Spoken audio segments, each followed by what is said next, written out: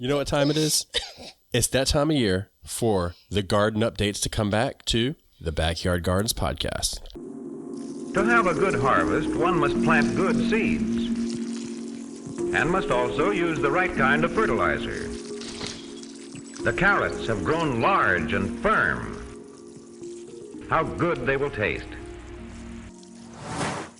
Welcome to the Backyard Gardens podcast, where we talk about all things gardening and give the information out for you to be successful in your garden, whether it's your first or your last. We are your hosts, Ben, the backyard gardener, and Batavia, the front yard gardener. one in the country, One in the city. Now get ready as we dig deep into this wonderful world of gardening as we learn to grow and grow for change. Okay, so since we finished doing the last garden update last year, we have gotten a lot more listeners to the tune of 50,000. Thank you very much, everybody. We love you. So what these are garden updates where we talk about what's going on in our gardens real time. So we always record these sooner than later. Mm-hmm. So a lot of times we're recording early, but these are basically real time. And you're going to get a lot out of this, out of our problems, out of our joys, out of everything. There is a lot of information packed into these. So I hope you guys enjoy it. We love it. These are, I think, what do you think, Batavia? This is my favorite episode. Like, these are my favorite types of episodes. Yeah. It's for a garden, multiple reasons. It's a garden conversation, and you know I love to talk garden. Yeah. Yeah. And you don't have to research shit, so it's nice. So I just lay my stuff out there and say, have at it. Yeah. And don't forget, we have our giveaway going on. Closes May 1st. And 2 ways to enter. One is to do the backyardgardenstv.com, sign up for the newsletter. You'll be entered into all the giveaways, and you'll get our monthly newsletter. And Batavia, what's the other way? So the other way for an extra entry, is to go to Backyard Gardens on YouTube and check out the video, Why Gardeners Love Spring. And that allows you to know why we love spring, but if you like and comment and share a bit about why you love spring, we'll enter you in for an extra entry for the May 1st giveaway. Yeah, we're going to give you enough to direct sow your garden for summer and maybe fall. All your live long days.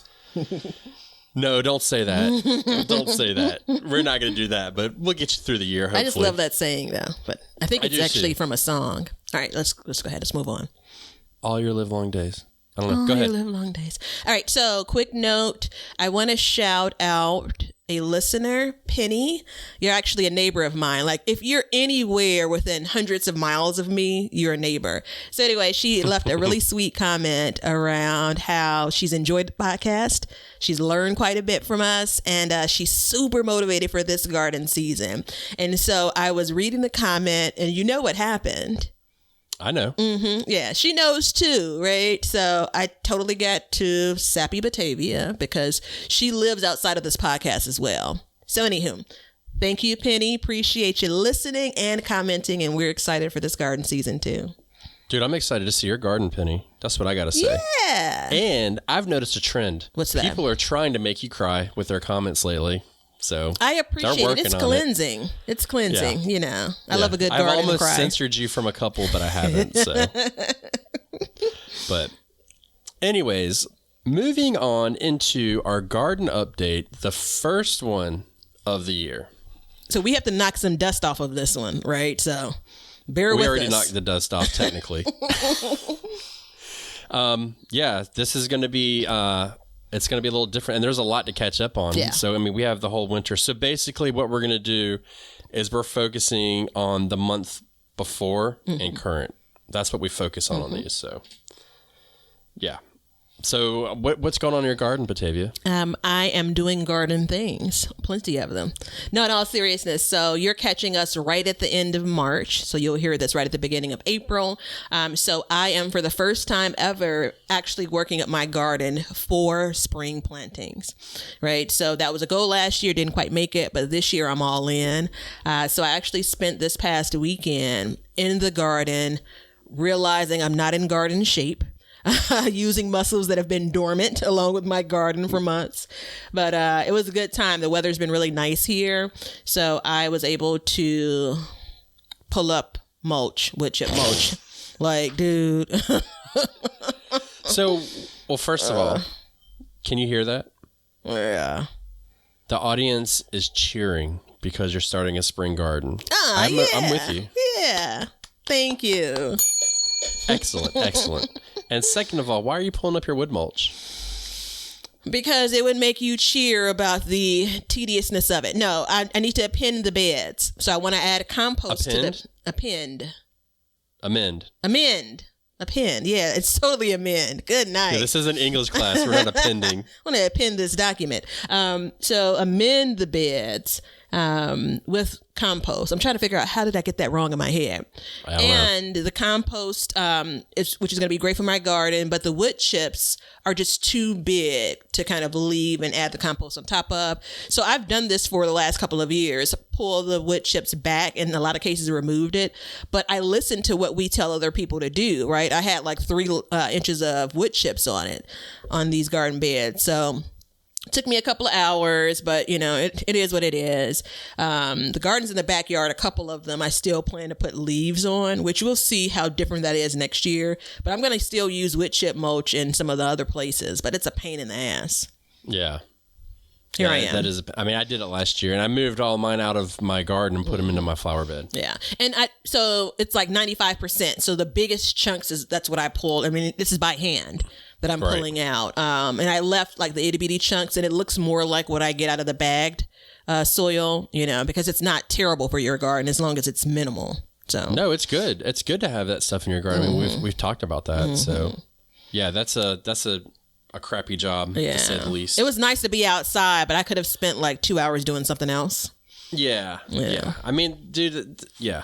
So if I go along those lines, I am currently like talking about amending beds and stuff. So I just amended my bed last week. I think I added a dusting of fertilizer. So I dusted fertilizer about a month ago, maybe. And then I went back in and just added a little bit more, and I added some of my dreaded blood meal. Yeah. So I kind of put another, little sprinkling around some of the stuff, try and get it worked in. And, I've been amending as well, but now I'm to the point to where all my seeds are in, my garden's fully planted, and it's go time. Yeah. So just a note, and it's like half of the beds I did last fall, which is always my desire. Put the garden into bed, amend the beds, put the garden to bed. And then in the spring, I don't have to do these things. Yeah. But I only made it through half of my beds last year. So, it is what it is. I have big plans all throughout the year, and I end up running out of steam, towards the end of summer, early fall. So that's how I get right now, because wintertime has been so busy for me trying to like rebuild and remodel it and stuff like that. You've done such a good job, man. I admire you and your garden and the work you've put in. Yeah, now it's kind of like I'm at the end of it, and I'm glad that I'm not like cutting wood anymore or anything like that. Like, ugh. But amending the beds and stuff, like I'm at the point. So I changed my watering system. Did we talk about that yet? We may have, but it's okay. You remember how I did those misters last year? The ones you hated. Hated. Yeah. Hated. I absolutely hated. Oh my God. Soaker hoses are back, baby. Finally. So there's misters, there's soaker hoses, there's drip irrigation, there's your regular sprinklers, there's hand watering. You know what we should do? What should we do, Batavia? Perhaps we should schedule an irrigation episode at some point. In the books. In the books. Yeah. There's a lot to talk about. And at this point, I've done all but one method. So I'm excited. I'm glad that they're back. I firmly believe in drip irrigation or in the soaker hoses. So, and it was a bitch, man, because it's still cold out. Yeah, so it wasn't real loose. It was, Yeah. But the hoses hadn't loosened up at all. Yeah. No, and the ones I got from Amazon, they're actually fairly cheap. I was surprised. So cheap as in dollar amount, not necessarily quality, right? Jury's out. Okay. But I've used this style before. It's the flat style, the collapsible one. I've used that before. So it was, I think it was like $7 for 25 feet. It wasn't too bad. I had to buy 5, 6, 7, 8, 9, 10 of them. So Did you do you have anything on YouTube or on Instagram about that? About my soaker hoses? Yeah. Not yet. I kind of want to see your setup there. I kind of want to show you. Okay. Well, so the story behind that is I was actually supposed to, remember I said I was going to run water out there? And the guy, my buddy, who was going to help me, the bastard got COVID like the week before he's supposed to come. And I was like, ski, you're good. Yeah. We'll do this next year. Yeah. So, maybe this summer or this fall, we're going to run water out there. But how's your buddy doing? He's fine. Okay, good. Yeah, I mean, he was sick, for sure sick, but he's fine. Yeah. So he gave it to himself, dumbass. It's not exactly how that works, but yeah. I've known him for 25 years, so I'm good. I can say what I want. But so the irrigation thing, that's been a big contention of mine for years, and I'm pretty pumped about it because I won't be wetting leaves anymore. Yeah. So yeah. Good for you. I'm still. That is good for me, isn't it? Yes, it is. I let's not talk about irrigation for me at this point. It's too early in the year. Yeah, it's too much in my head. And I'm only watering once a week still. Okay. Yeah, so it's because it's not hot, we're only doing once a week. Yeah. So weather check for me after that whole cold spell where we had feet of snow. Back in February, we came into March and we've had some colder days. I saw something like snowfall is like average 5 inches in March. We only got a couple of inches, so that was good. We've had some 60-degree days, like most of the day is 60 degrees, which is nice, kind of when you get to midpoint of the day. And night temps are still dipping at some point to around freezing. And I bring it up because this is such a great reminder of how different your weather is compared to mine, because you guys are in shorts and flip-flops, right? No. So we've been close to, actually one day I wore flip-flops and shorts. But no, it's we have, it gets cold in the daytime and night, and then in the day it'll still warm up, but right now it's not warming up fast. Okay. Yeah. It's being really slow about it, and we've had like high winds and it's just kind of been a mess. That being said, let's go into a little bit of this last frost date stuff that we cracked. Yeah. Cracking the code. We cracked the code, MFers. We got Can you remember, news for y'all. I'm certain you didn't call me about that, or I didn't call you about that when we ended up there. No, we don't ever, but when we call each other, we don't always, we start with one thing and we end up somewhere else. It's like, hey, do you have a minute? Translation an hour? But yeah, go ahead. An hour? Why are you cutting it short?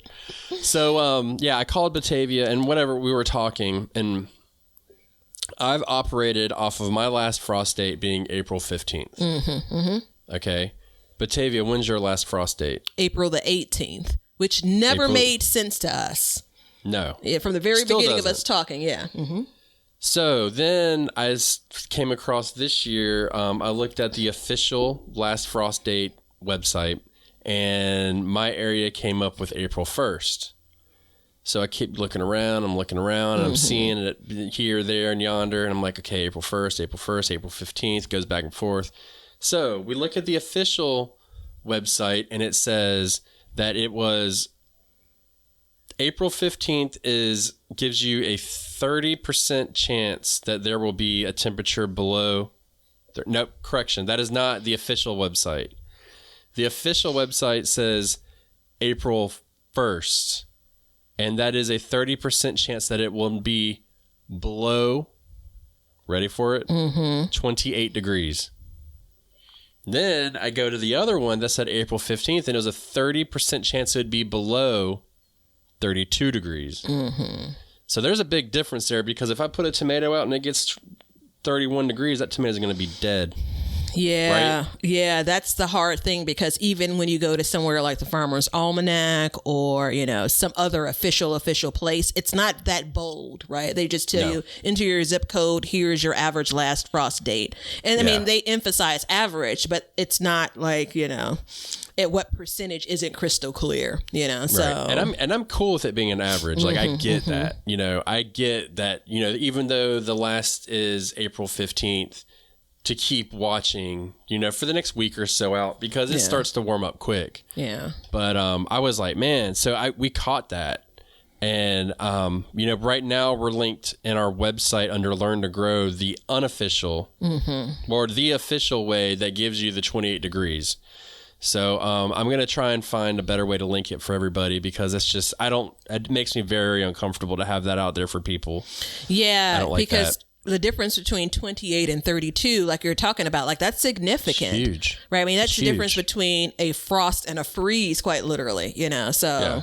I mean, I'll put my kale plants outside. I don't give a shit if it gets to 28 degrees. Yeah, but I think that, it's how big are your kale plants? Something that's planted and growing, it'll be fine, right? Yeah. It'll bounce back. But something that's, 6 weeks old, 7 weeks old, I don't know. That's still sitting in a seed cup, not even planted in the ground. I don't know. Well, mine did fine. Mine did fine.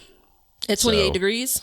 28 degrees. Okay. Yeah. I've seen Now- your kale plants, though. They were looking pretty good, pretty healthy. Yeah. Yeah. Mine, on the other hand. Hey, we can't have it all. We can't have it all. So yeah, just be careful when you guys are talking about your last frost dates and your information. Just make sure that you're finding out that what percentage it is because things can go south fast for you. And just to correct something that I just said minutes ago. Uh-oh. It is not big and bold, but like the sentence underneath under Farmer's Almanac says last and first frost dates are 30% probability. So I'm like, they're hiding it. It's in the footnotes in the fine print. Like if you do one scroll, it's kind of written there, right? So yeah. Sorry. It's the temperature wise. Uh-oh. Yeah, we're all good. It's arbitrary alarm there. That was waking me up for my midday nap. Yeah. That's your hardening off alarm. Mm-hmm. It's time. So I am hardening things off too, just to know. Let's go on to that then. Let's talk about hardening off, please. So I've had really great luck with lettuce, all different types of lettuce. And I'm a big fan of it in general, right? So I'm at the point now where I've bought my last store-bought lettuce. You won't get any more until maybe midsummer from me. But I've hardened some things off that I started back like mid-January. So I've, in some instances, put those into containers indoors and then moved the containers outdoors. And these are small containers. Don't get me to line about the size, but they're pretty small, narrow planters that you may even see flowers in. So I've hardened those off. They're outside all night now. I have some seedlings that are still in their starter cups that I started probably at some point in February, and I plan on planting those in the garden. And then as a preview, to make sure you stick around, I have kale and I have collards and cabbage seeds or transplants that I purchased. You heard it, that I'm hardening off officially. That's okay. Yeah. That's okay. Yeah. And why are we hardening off those, or do we need to come back to that? Well, I mean, the short of it is I like to be consistent. And coming off of last year and killing all of my cabbage and collard transplants, I thought, if it ain't broke, don't try to fix it. Oh, wait, it is broke. Yeah. So I killed more kale and collards. And there are a couple of reasons why I think it's just not working out for me, but I'm not certain. So I'm still tinkering with what's happening. I will not give up though. I think I know what buying transplants is not. It's not giving up. No, it's not. It's ensuring that you're going to have something to grow. Absolutely. That's exactly why I think transplants are there for that exact reason. It's there for people who either don't want to start seeds, people who don't know how to start seeds, or people who have started seeds and messed up. Yep. So like the other day, I had a guy call me. I am currently selling seedlings. If you live in my area, hit me up on Instagram at The Backyard Gardener. Oh, sorry. I didn't realize you were just giving the whole bio there. All right. It was kind of a joke. But, it is bail worthy, though. Yeah. I have a lot of extra seedlings, so I put them up on Facebook, and the guy called me, and he's like, my wife's cat ate all my seedlings. Oh, yeah. So I need to get a full garden. And I was like, okay. Come on by and I'll hook you up. And, we sent him off with broccoli and collards and a couple tomatoes and stuff like that. But it was because his cat ate them all. So, there's nothing wrong with buying seedlings. Yeah. And I have, and historically, and this isn't just because I killed kale and collards and cabbage again. But the hint about what could be happening, I think it might have something to do with temperatures in my house, which have been a great aid to germinating. So everything I've started when it comes to newer seeds is germinated. I do have some saved seeds that are pretty old where it's just not been that great of a success. But otherwise, things like peppers have germinated just fine. They're getting their true leaves. Tomatoes have germinated just fine, waiting on their true leaves. A bunch of flowers, clearly lettuce, I'm kicking butt there. But something like these brassicas, and again, this may not be it, but we'll figure it out. They germinate just fine. Before I get my true leaves is where things start to go south. So the success that I did have last year, note the date, in July with kale. So last year I grew some kick butt looking kale indoors and transplanted it out. And I'm actually looking at that kale like today that's growing in the garden. I think it had to do with it being cooler. I thought at the time it was the method I was using, which basically was start them with a cover on top, which it contains the moisture. And then I kept them inside of something that was completely concealed, right? So all of its growing life until it got its true leaves and multiple leaves, I had it basically concealed in some type of plastic, container of sorts. And so I thought I needed to do that again this year. So that also adds to how warm those seedlings are. What's happening is once they get to the point of like the second, third true leaf, they start to just dry up and kind of wither away, and then the growth really stops. So I've seen what it looks like to grow these types of veggies, right? I know that kind of path, and these things die out before that. So let me ask you this. I know it's near the furnace. Mm-hmm. Do you have a thermometer in that room? I don't, but it sounds like a good troubleshooting mechanism. Yeah, that would be number one. Mm-hmm. So we'll just go ahead and leave that there. Mm-hmm. Does it have a door to the room? It does. Okay, so here, I want you to do this, okay? I want you to get a thermometer. Mm-hmm. And do you leave the door open or closed to that room? Open. Okay, I want you to leave the door open, mm-hmm. and I want you to take a measurement for 3 days. Mm-hmm. At the same time for 3 days. And then I want you to bring it back. And then I want you to close the door mm-hmm. and make sure the heat's running. Mm-hmm. And then do it for 3 days. That's 1 week. Then do you have a period where you don't run the heat at all? This time of year, we're getting there, but not typically back in January and February. So when you turn off the heat, mm-hmm. then start again just to see. Temperature-wise. Yeah. Start recording temperature, but mm-hmm. start to resow. Mm-hmm, mm-hmm. Resow a 6-pack and see what happens. Yeah. And I think you're going to see, I think it's the temperature. I think it gets a lot hot. Because, I know that my mom's house, if I go near the furnace, we don't have a furnace, but it's, it's blazing hot and it's like 80s. Yeah.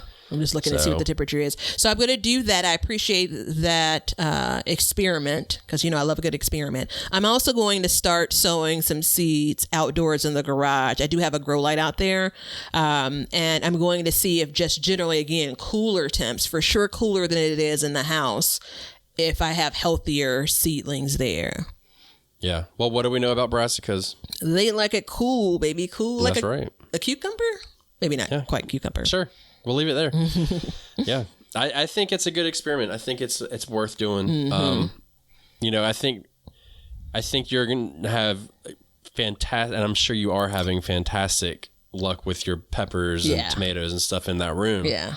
So, it's like last year, it was different for me. So I did in my hallway, and it was away from basically all traffic in the house mm-hmm. and, the stove and everything. And it was cooler in there. Mm-hmm. And my brassicas did great, but my tomatoes and peppers did not. Yeah.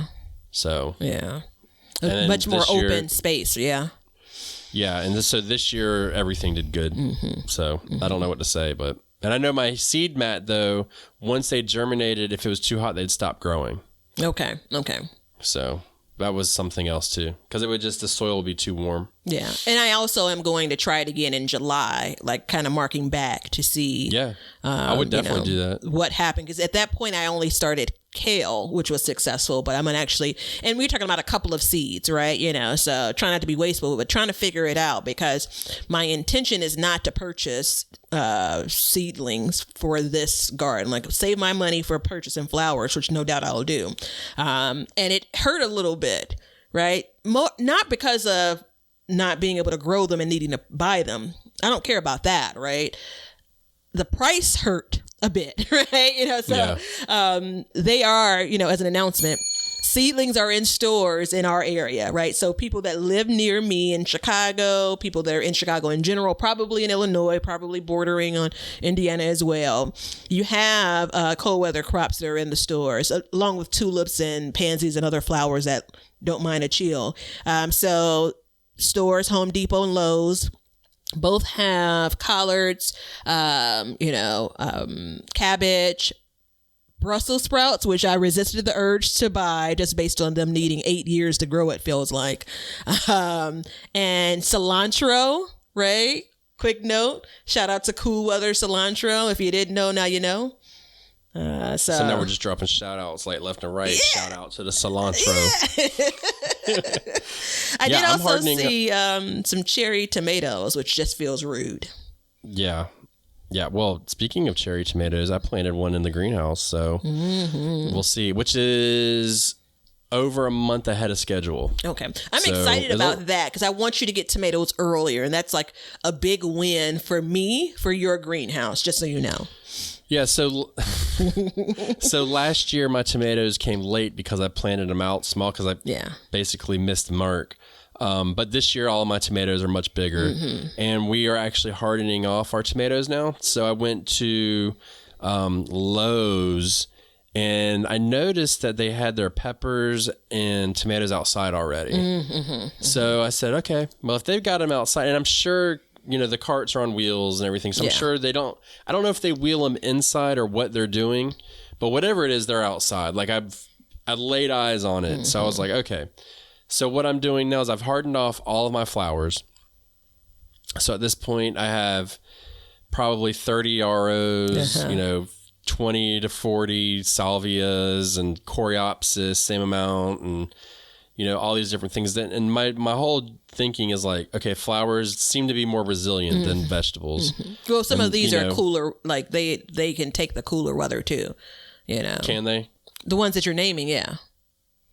Yeah, because everything that I've read says they're not frost tolerant. So. I didn't say frost tolerant. I said cooler weather. Yeah. The cooler weather. So, and I mean, they're all perennials too, which kind of makes me think that they're a little bit more sturdy. Yeah. So all of my tomatoes, I've hardened off a batch of them and they're out there. And now I'm starting every day, I'm adding a new tray out there. So I've repotted them into 6-inch pots. Yeah. And I'm going to be each day I'm adding another 6 because each tray holds 6 of them. I'm going to be adding another 6 and then moving them forward until I can get them out. And that way, because I've looked at my forecast, and even though if you weren't listening earlier or maybe you tuned out, just so you know, my last frost date's April 15th. My 28-degree frost date's April 1st. I look at the 10-day forecast. This is the week before the podcast comes out, which this comes out on the 1st, right? April 1st. So my temperature is not supposed to get below, I think I just looked, it's 47 degrees for the next 10 days. So I'm like, okay. Are there any other numbers you just want to add to that whole update there? I was getting lost, so I was just trying to get through it. So that being said, like I'm taking a huge gamble, but also I can't put any more in my house. Like I literally can't have anything growing in my house. I have my whole back porch. Like you saw the picture I posted of everything that I brought in for the cold. Yeah. And then that next day I went and took all that back outside and then started breaking up all the 6-packs on my grow shelves. And it's getting to a point like, so much. Yeah. But that being said, like, I mean, I took my basils and I broke them all up and put them in little plastic cups. And so now I've got like an insane amount of basils, but if it gets cold, it's going to be a bitch to pull it back in. Yeah, that's the. So I'm taking a gamble. It's pretty early in my hardening off space. And just a quick note. So the things that I'm hardening off that I grew inside are at the point now as of this recording where they're staying overnight. I am still hardening off the things I purchased. And that's because you hinted at this. They were not outside when I purchased them, right? They were, in some cases, I saw these transplants like full on inside of the store. right? In other cases, they're like in the store, but it's between like the regular store and then the garden center. So that's a space where it's a little bit cooler, but it still doesn't, there's no elements that they're kind of battling. There's no wind, no shifts like that. So I have spent some time, and it's going to be a shorter period because they have had some exposure, but I have spent some time where I'm hardening those things off, and I plan on putting them inside of the garden. Yeah. This weekend. Yeah. So like today is blowing 25 miles an hour. Mm-hmm. I'm not going to put anything to harden off today. I'm going to wait. Yeah. Unless, where I put them off is kind of blocked. If the wind shifts, then I'll put them out. But, it's just, I'm ready to take a break from sowing seeds. Yeah. Okay. You know what I mean? Yeah. Like, I'm good. So I've got all my flowers. Everything that's started ahead of time is started. And I'm starting to put stuff out in the garden, like different flowers and stuff like that. So, and I'm timing that around rainstorms.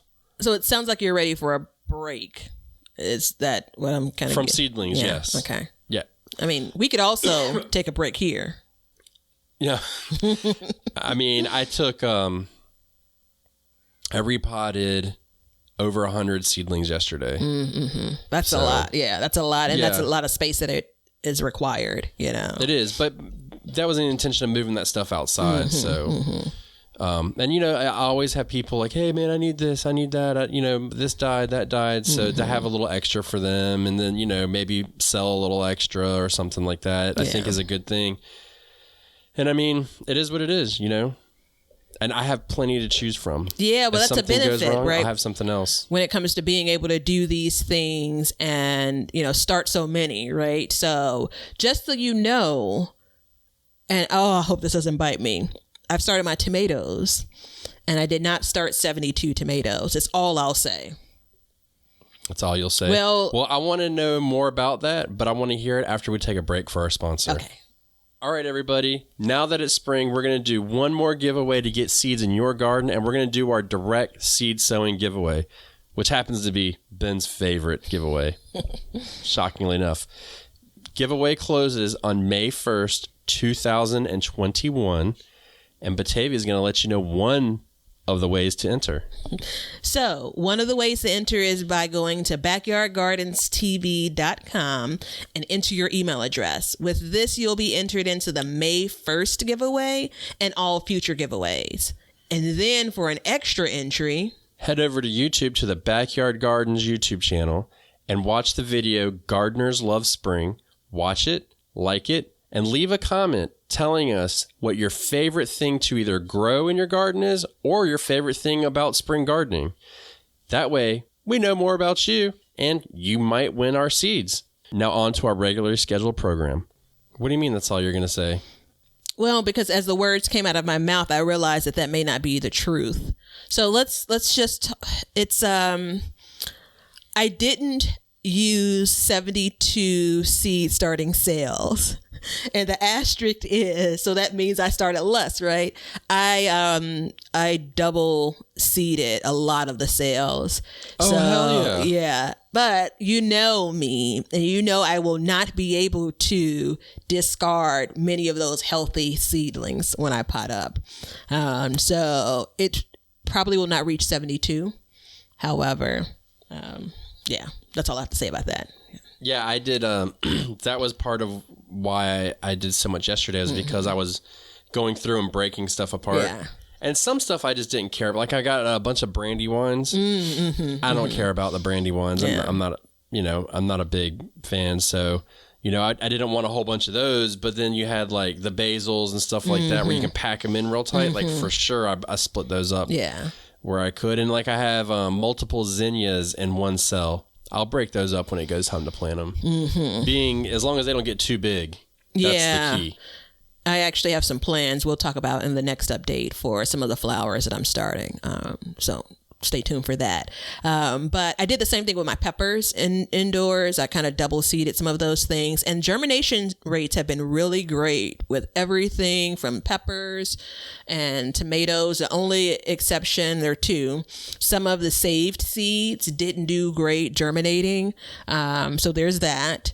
And then also the big boy and early girl. And I don't remember this happening last year, but I'm still waiting for those to germinate, and it's probably been about 8 or 9 days, which is long for these general tomatoes. Like I have tomatoes that have germinated in half that time. So I actually dug in there because you know how you get distracted. I'm like, wait, did I actually put seeds in here? So I dug around. I'm like, yep, still there's a seed there. Those are the pelleted seeds. So I wonder if it takes a little bit longer for those to germinate. I will never buy a pelleted seed again. Why not? Never. I've never had one germinate. Oh, never. Okay. I've planted 100. Because I did carrots last year. This is why this number is going to sound impressive. Hundreds of them. Yeah. And not a single germination, not one. So I will never buy another pelleted seed.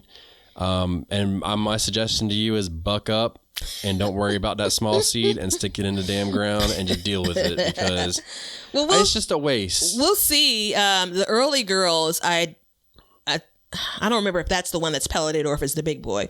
But either way, we'll see if they germinate. If they don't, it's not that big of a deal for me. Although I do like the idea of getting an earlier tomato in the early girl. So we'll see. That's the only thing I keep on checking. Like, wait a minute, what's the timing on this? So, I mean, it's all good. That's what the cherry tomatoes are for. Yeah, speaking of, so remember the cherry tomato. Well, you don't know that it's cherry tomatoes, but back in January, I shared on Instagram under Be Better Garden. I shared a picture of seedlings that were volunteers that were in a container that I had brought from outside indoors, and they were tomato seedlings. And so I followed that along. I potted them up, right? They're about a foot tall now, and there are so many people that were so anxious to start seeds indoors in January, like summer stuff, and people are like, well, what's the worst that could happen? And it's really not the worst, but those things at a foot tall, it's not a lot of space in my grow room to actually have them under lights at this height, and I'm still a month, 6 weeks away from putting anything outside for, these heat loving plants. So that's why I put mine outside now. I mean, I'm just let them do their thing, man. But your weather is so different than mine, though. It is different, but at some point, like, just take that damn leap. Like, I mean, I said, like, if it stays above 45, I'll leave them out. I honestly, if it stays above 40, I'll probably end up leaving them out because it's so much. But I put out some blue cream tomatoes, which is what I put into my greenhouse, by the way. Oh, yeah. I put those out, and they did fine. And then when I put them out, they tripled in size in like no time. It was crazy. Like, you put them in there, and they're like real small and like thin. Then like I could see them thicken, and then the stem boom. thickening. Yeah, and it was really fast when it was outside. So, and I mean, I just didn't have the space. Yeah. You know what I mean? Like, I'm at a point now where, and it's not really like, oh, I got so much I can't do it. It's because of the height. You know what I mean? Like, you can't have, multiple plants and then have your grow light, 2 inches above one and 8 inches above the other. You can't do that. And just accomplish everything else that you're trying to accomplish when it comes to, like, it can be a lot of wasted space. Like, I could totally, set up my, my shelves to accommodate, 1.5 foot tall tomatoes, but I'd be sacrificing a lot of shelf space, and that's just not what I'm into. I am trying to hold on to one of those two because it was two that I potted up because I do want that to be my first tomato out. I'm pretty sure it's a cherry tomato too. So it'd be nice to have this head start, months of a head start on a tomato plant if it makes it. But I'm not like, banking the house on it or anything. So we'll see. Yeah. And I'm glad. I definitely wouldn't and would at this point in my climate not start tomatoes in January, just as a note. No, for me, I start mine here in February. So, Valentine's Day is when I start my tomatoes here. So yeah, I started mine a month later, which again, for our temperatures is about right. So it makes sense, because, and I mean, that's, even though your last frost date is right around mine, you're still not warm. Yeah. I'm warm. Yeah. And there's some people here, they still don't put their tomatoes out until May here. They just let it get nice and hot. So it's all about it space for me. Hotter, longer for you too. So you have a longer growing season for hot weather, veggies like that. Yeah. So actually, when I put mine out a month later, I'm going to start seeds for a fall crop. Ooh. I'll probably just start like a 6-pack or something just to try and get something else. But yeah. Yeah. I'm going all in on ground cherries this year. Oh, I have some. I decided against planting them.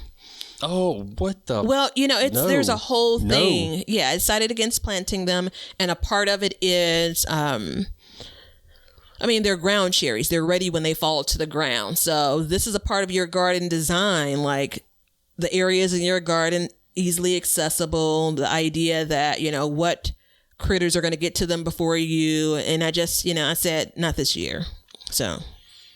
Yeah, I do it. I'm going deep this year. We're going to try and make jelly. Oh, okay. I can So, dig it. yeah. I had the we're- last of the homemade jelly that my friend's mom gave me, and boy, it was a sad day. It's Yeah, just we're better. running real low. It's almost strawberry picking season here. We got about another month or two. So, and that's like we'll go. Like so, we grow our own strawberries, but we don't get enough. Enough of them, yeah. So we'll go to a pick your own farm, and we'll pick a couple bushels, and then we'll come home and make all our jelly for the year. So Yeah. I'm a little anxious for that because I'm like, oh shit, I haven't eaten store bought jelly in years, and every year I'm like, oh gosh, we're getting close. And my son is a peanut butter and jelly freak. Which kid isn't? You know what I mean? It's the old standby. Yeah. It's good stuff. So I am actually starting to make plans around what I can trade for jelly because I'm only a couple of months off of getting, gifted jelly. So I'm looking forward to Yeah. that. So the seeds that you harvested last year and you saved, you're having bad germination rates from?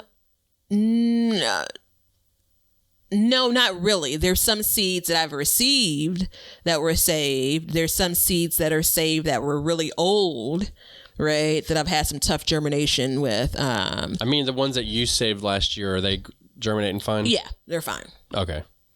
Yeah, it's good stuff. Yeah, that's what I was curious about. What other people do is, you don't know what they've done, but I was going to make sure that, and for anybody listening, if you're going to save your seed, let it mature, let the fruit mature on the vine.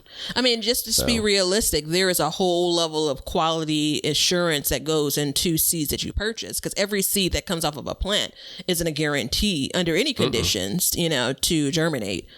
So there's that, so. Yeah, there's a reason why you get 200 seeds in a pack of some stuff.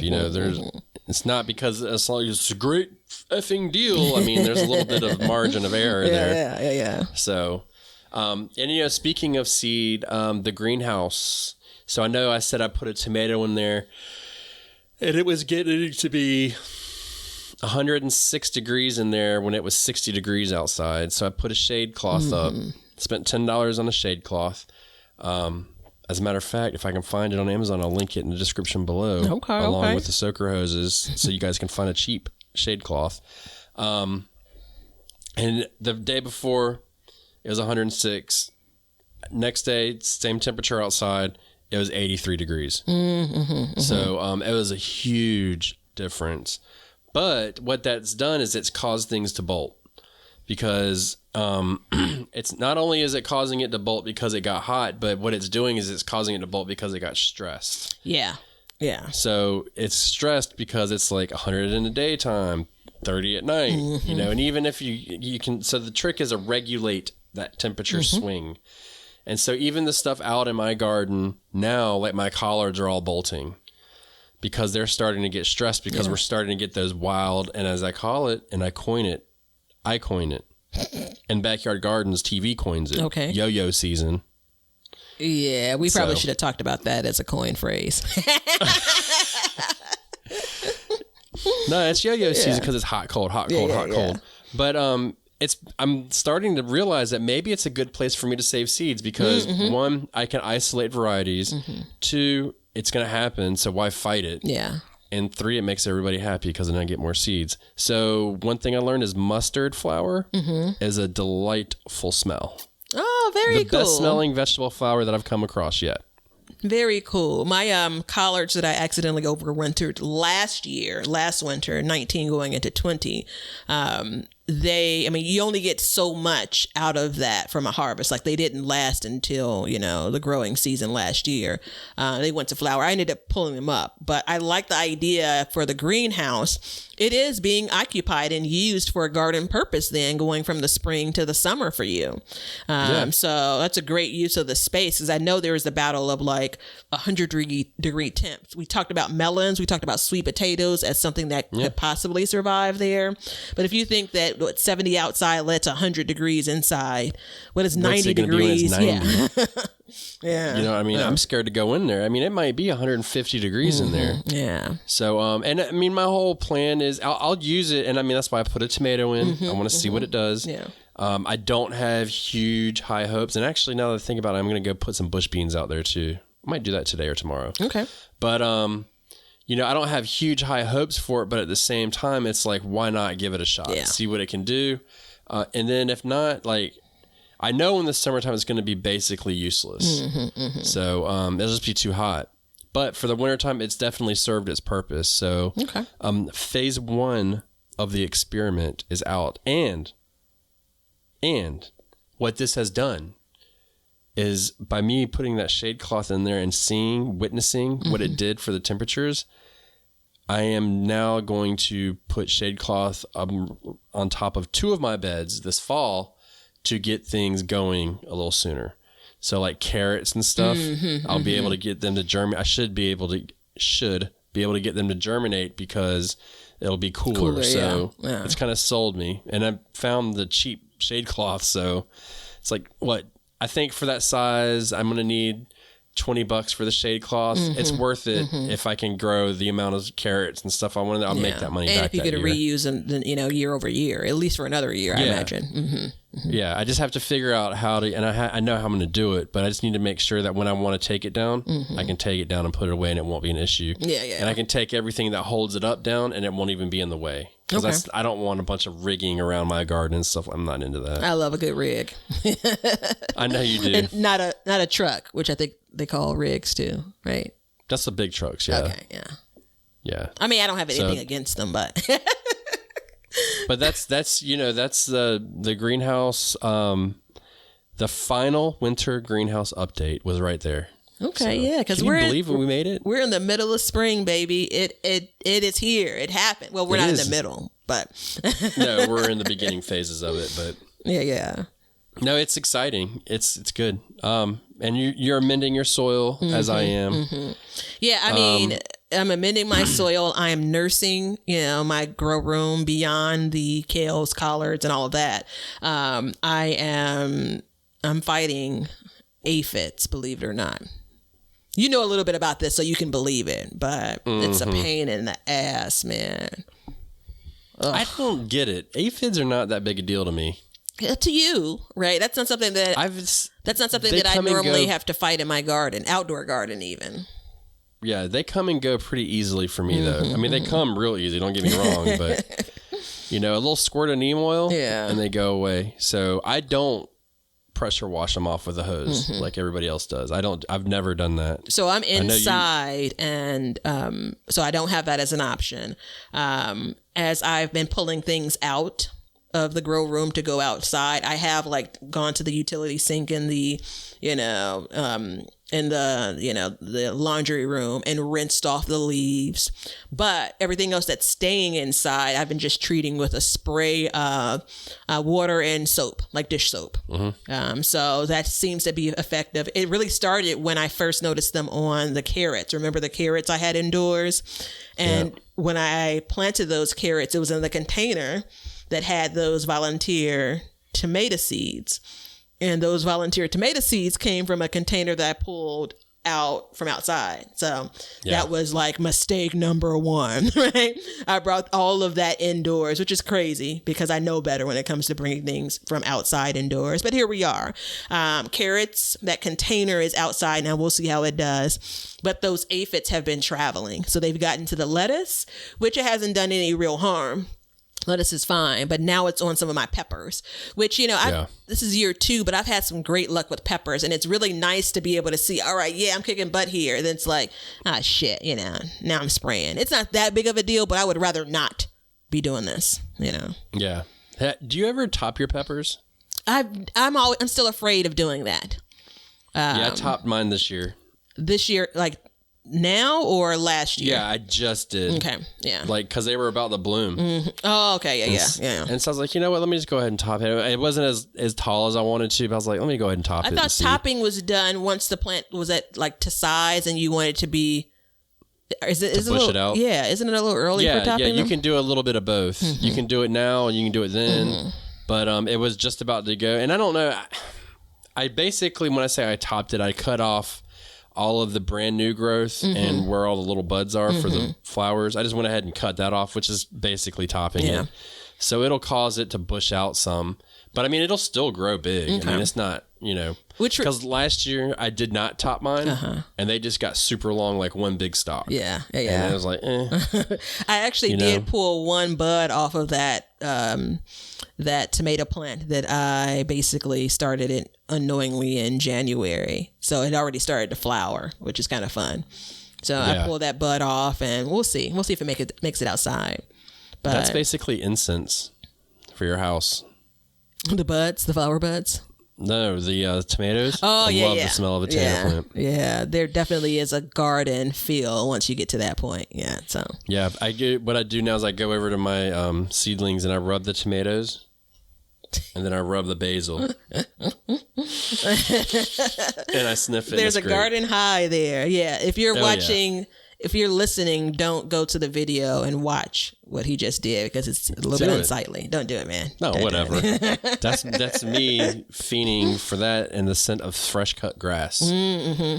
All those things. So, one plant I'm excited about? It's my basil. I started purple Petra, I think it's pronounced, basil, and it's just the prettiest thing, so I did a combination. I did like 3 different basils, but I did a combination of your typical green basil and then this purple one. And I saw another shout out, Purple Thumb Gardener. I saw her basil. I'm just like checking my calendar, like, did I start mine too late? Yeah. Because hers is kicking butt, man. And I think she even said I may have started it late. I did sweet basil, and which I always do sweet basil. But this is the first year I've done anything other than sweet basil. I'm doing lime basil too. Oh, okay. Yeah. So I don't know anything about it. I don't know flavor profile for it or anything. Friend that like basically did a year of basil, meaning like she did all different types of basil. This isn't going to be my last sowing of it though. I plan on sowing another round because this is more like basil that will be planted around other plants versus like kind of a part of my herb area that I'm thinking about. Companion plantings? Yeah. I mean, you're not going to get me there. Yeah. I'm going to use basil as a part of companion planting. Dang. There it is. How dare you disrespect the bell in that manner? I'm just fighting it. There are 3 things. That basil, I'm going to do nasturtiums as a method to try to fight some pests. And then I'm still going to do peppers near tomatoes because young Ben told me it would work. And I'm pretty certain it worked last year. Yep, I do peppers and tomatoes and marigolds all together. That's like that's the one thing that I like. I really do follow. And last year I did not do the marigolds and I was just like, I hated it. Yeah. I was like, damn, I just like the way, big zinnia. Yeah, I like the way marigolds look. And so, and they've been really easy for me to grow. So I plan on a bunch of those. They're utilitarian for me. They're just a utility, but I'm fine with that. It doesn't bother me. They're still pretty to look at. Yeah. And they go all the way to the frost for me. Yeah. Yeah, but you know what? I've never had one come back. I haven't either. Like the seed that it drops? Yeah, I haven't either. And I've heard that they do volunteer, so. Never had a volunteer. Now, it could be the way that I turn my soil over and, rotate things. So maybe I'm burying the seeds. I don't know. Yeah, I took, so last year I saved all of my orange marigold seeds. And I wanted to do all orange marigolds in my garden. So we're going to see how that works out. Okay. They're all up. I did them inside. I started them inside. They're starting to get, they got their first true leaves right on schedule. Yeah. You know what I mean? I'll start feeding them soon. Yeah. But we'll see how it goes. I really wanted to do orange. I didn't want any other color but orange. So We'll see. Yeah. I think next year I might go a little deeper into marigold because there's a lot of different marigolds too. Yeah, I'm starting maybe actually I did start some. No, I haven't started them yet. I'm starting to lose track. But I have like 4 different varieties of marigolds. And I saved a bunch of seeds too, but I'm also at this, like I had already had the seeds that I purchased. And then I'm like, for the save seeds, the idea of, there's a little bit of wear and tear with these started. If it doesn't germinate, then restart. And I know it's early, but there still is wear and tear on me. So I'm kind of like, my germination rate will definitely be more successful from these that I've already purchased. So I'm going with those. Pardon me. Yeah, and if you grow marigolds and you don't save seeds, they're so easy to save. It's worth it. Start saving the seeds that are easy to save. Yeah. I've tried to save basil and they're so small. It's really hard. Yeah. Which I think I have a plan. Okay. I have a plan. I'm not telling you, but I have a plan. It's okay. I can just add it. It's one more thing in this episode that we won't remember to do, but I'm going to remember to do it. Yeah, or update folks on. So I'm actually, you know what? I'm going to tell you so you remind me, and somebody else out there will remind me. If there's a plant that has like small seeds that I want to save, I think I'm going to take a coffee filter and put it around the bottom of it so it cups up when I think they're going to fall, and then hopefully I'll catch some of them. That's my plan. Okay. So, I mean, that seems like a solid plan. All right. Yeah. Does that work for you? It does. We'll see if it works for you. That's the question. Yeah, I think it might work. I'm going to see. But, there's some stuff that I can't catch in time. Like I was trying to save Black-Eyed Susan seeds last year. So first of all, had 0 luck starting them, even the ones I bought. Check. But the other thing too is it's just they were so small. It was hard. Yeah, the Black-Eyed Susans I've started some of those from purchased seeds, but that was one of the sets that I started, which the seeds that have to be like 4 years old that a girlfriend gave me, and she gave me the whole flower head, so I had to do the whole separate, which isn't the hardest thing, but it's not as obvious when it comes to separating. I can't think of the name of the other piece of the flower head that you have to kind of pull out that's not the seed, but those didn't germinate at all, and half of me wonders like, did I plant the right thing?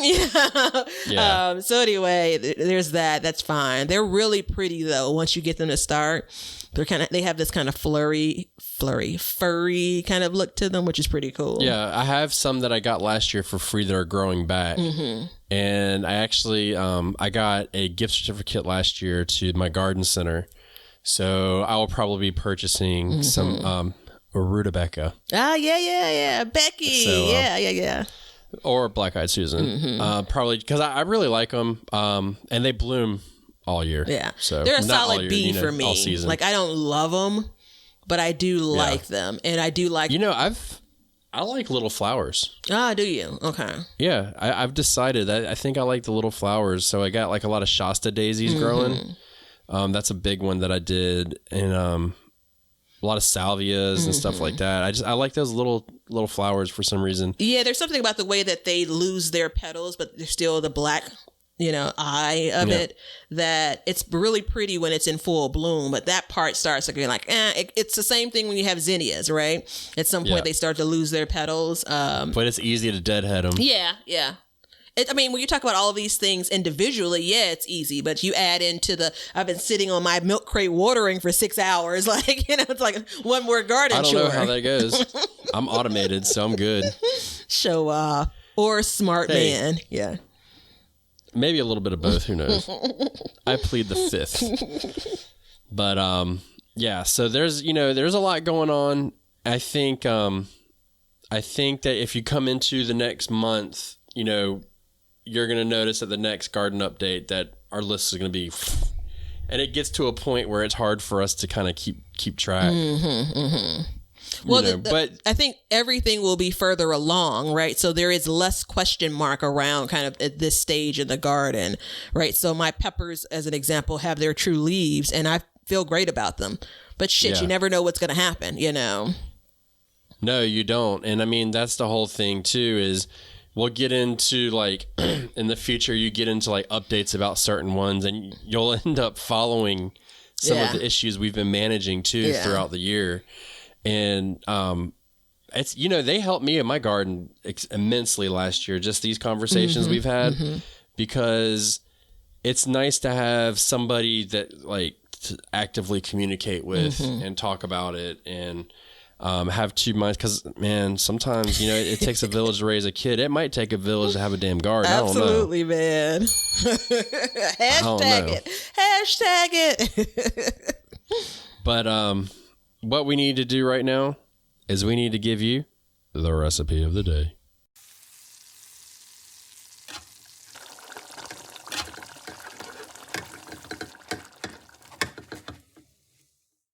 All right, everybody.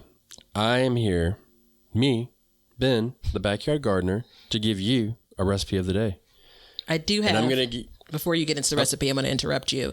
If you were listening very closely, you may have realized the bell that was rang before the break was to cover my growling stomach. So I'm going to need you to really do a bang up job here, because I want to cook whatever you're describing. We'll be back in a few minutes with a different recipe of the day. No. Do you still have the cowbell? Of course I still have the cowbell. Are we ready? Going with the... No. So here's the deal. This is when we use the cowbell. Here's an idea. Okay. If the recipe's good, it gets a cowbell. All right. So wait, that means that I am the determining factor on good recipe? Yeah. All right, let's go. And then if I have a cowbell, I'll do it for you. All right, okay, sure. We'll see how that goes. But let's go. Oh, here we go. So, I'm going to give you this creation I made with greens. And you can use any green you want. Okay. You can use kale. You can use collards. You can use spinach, beet greens, mustard. Am I missing a green? I don't know, but I'm ready for you to get this show on the road. Did you hear about my stomach growling? Yeah, I did. So a lot of times what I do is when I'm cooking, I'm going to a nutritionist to kind of help me with my diet and, basically my portions. And she's got me eating a lot more vegetables, which I thought I was eating enough. But in the wintertime, I don't eat as many as I should because they're not coming fresh. So it's been a learning process, but we've been getting a lot of collards. So it started with collards. But what we do is we steam them and we steam them to the consistency you want, whatever that is. I like mine a little bit texture. I don't want them to just mush in my mouth. So I want a little bit of texture. And then I add a little bit of oil. Once all the water's out of it, add a little bit of oil, and that's going to crisp it up. And then I'm going to add some garlic. You can add, I add garlic powder. And the key is then at this point I use, I had some Buffalo Wild Wings Parmesan garlic sauce. So you can use whatever you want, but this is what I had. But I took it, and as it was brown and it was almost done, I took the bottle, and if you're watching, it went like this. That was how much. And if you're listening, it went. Okay. That's all I put into about probably 20 to 30 leaves of collards. Not much. You just want to give it a little flavor. And then I added sriracha sea salt. Okay. So if you don't have that salt, sriracha salt, sriracha sea salt, whatever.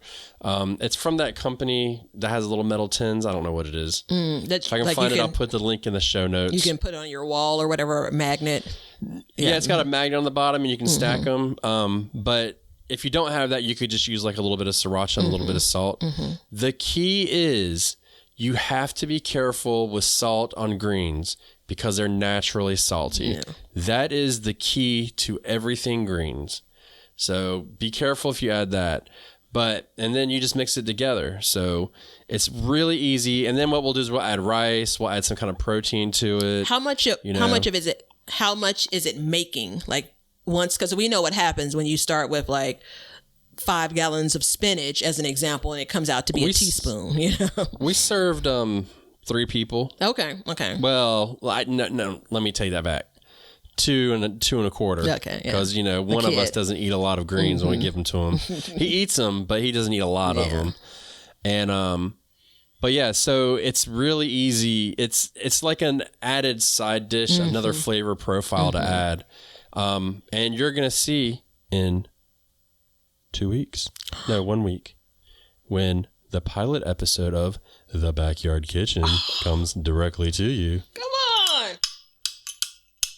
I got to work on that. More cowbell. Some of you will pick up on that. Yeah. But what you're going to see, you're going to have the inside scoop is, and if you don't know this now, you will. We, in my house, we eat easy. So we don't make super complex recipes. We don't do anything crazy. So it's real easy and straightforward. And that's kind of where we're going with that. So, you know, we try and use as few dishes, enjoy our food, and make it simple as possible and cheap. Yeah. So, well, I like that idea of it. And I'm trying to think, like, I may have just enough greens to, like, you know, from the garden, it's still, you know, some of last year's greens that are bouncing back, because I mean, it's about the flavor. Like, I can kind of taste some of that. And for greens, at some point, although I love almost all greens, at some point you get tired of eating them at the same way. Now, that's not happened to me yet, because I haven't started, like, you've been eating greens all winter, you know, because your garden's been rocking out. I mean, for months we've been eating. So, you know, I'm getting to the end of, like, all right, I got to eat more turnips. I got to eat more greens. Like, I'm there. You know, but we'll keep eating them. But yeah, so this is when we really start to get creative, and we're like, well, you know, I almost put barbecue sauce in. I was like, maybe I'll do a barbecue, because what I'll do is I'll start with a flavor profile in my mind and try and match my whole meal to that. And I couldn't get the barbecue sauce to go in my mind. That's where we go. But I would use any kind of Parmesan garlic if you can't get the same one I had. So Okay, I can dig it. I appreciate that. Hold on, wait. Is it bell worthy? Hold on, wait. Let's see. We got to be very specific. Just shake it. Well, no, it's not the same. It's if you don't get to it's the Saturday Night Live bit, cowbell. Oh, I don't know that. Yeah. Okay. All right. Yeah. There you go. I never watched Saturday Night Live. Yeah, I'm not like an every week watcher, but there's some things that are so classic. Yeah. I've watched a couple like clips, and it just didn't rock my boat. So. So not a ground shattering recipe. I've given better, but no, I that's shall top take of mind it for me.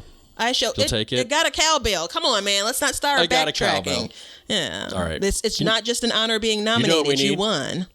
We need a triangle. Oh, I mean, it's going to be a whole like terrible musical orchestra here.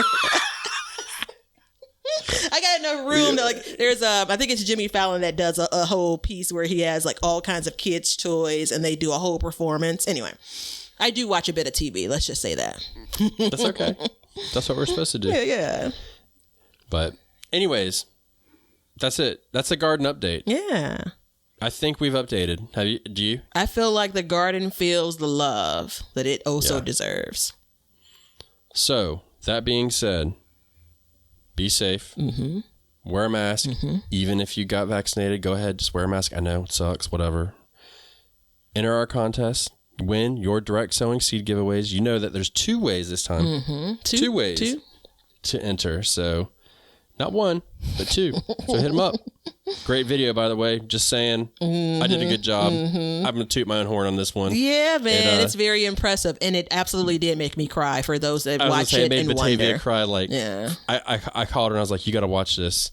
She's like, okay. Like 3 seconds in, the camera goes off. She's like, I didn't want you to see me cry. Well, not because you haven't seen me cry before, but because you said this is going to make you cry. Yeah. And I don't react to peer pressure. My feelings are true, and they deserve a space. Yeah. This is a safe space on the Backyard Gardens podcast. So everybody, until next time. See ya. Thanks for hanging out with us today. If you want to see what we're up to, or just stay up to date on all the announcements regarding the show or anything gardening, then you can follow us on Instagram at Backyard Gardens TV. We love seeing what you guys are doing, so use hashtag BYG podcast in your posts, and we'll be sharing your gardens with the Backyard Gardens community. And check us out on YouTube at Backyard Gardens, where we will post this show, all of our other shows, clips, and then also some gardening tips and just gardening entertainment. And you can see us at our website at backyardgardenstv.com. But that's it for today's show. So help us as we learn to grow and grow for change. And until next time, we'll catch you guys later. We'll call this one a wrap. Now you know why people feel like celebrating at harvest time. All over the world, people have feasting and good times when the crops have been gathered in.